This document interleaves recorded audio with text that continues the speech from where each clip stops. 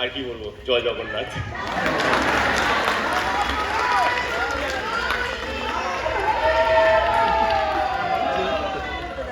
এটা আরেকজনেরও প্রথম ছবি, সৌপ্তিক মজুমদার।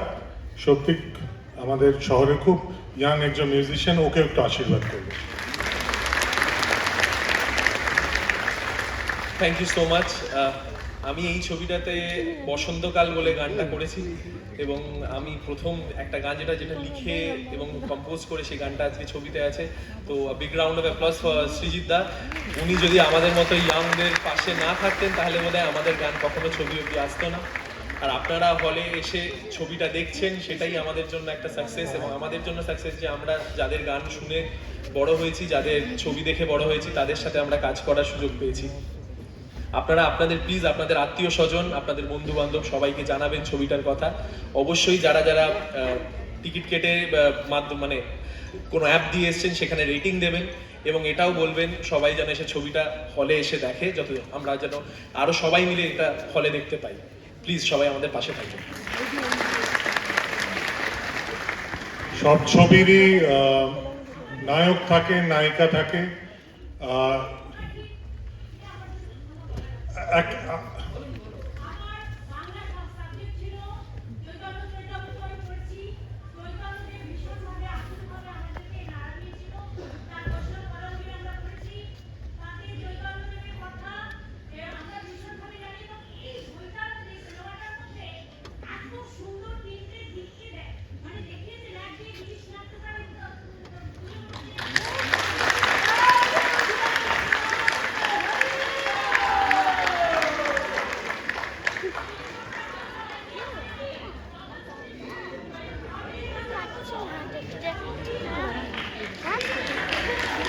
অশেষ ধন্যবাদ।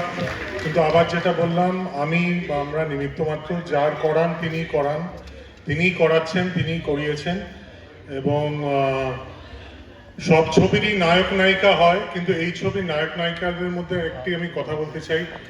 যাদের ছবিটা ততটা ভালোও লাগেনি তারা কিন্তু তিনজনের কথা অবশ্যই বলছেন।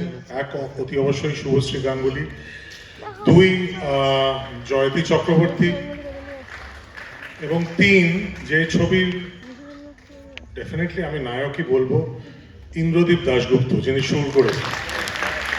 এই ছবির প্রাণ হলো তার সঙ্গীত। তো এই ছবির অনেক নায়কের মধ্যে যে অন্যতম নায়ক, তাকে কিছু কথা বলতে বলবো।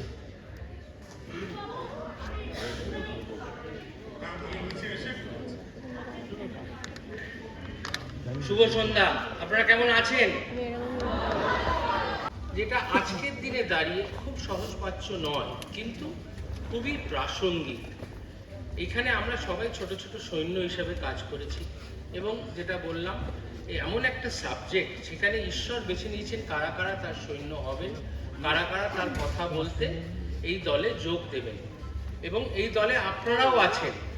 আজকে আপনাদের ভালো লাগছে মানে আপনারা গিয়েও বলবেন, এবং এটা মানুষের কথা, এটা ধর্মের কথা, এবং এটা সত্যের কথা।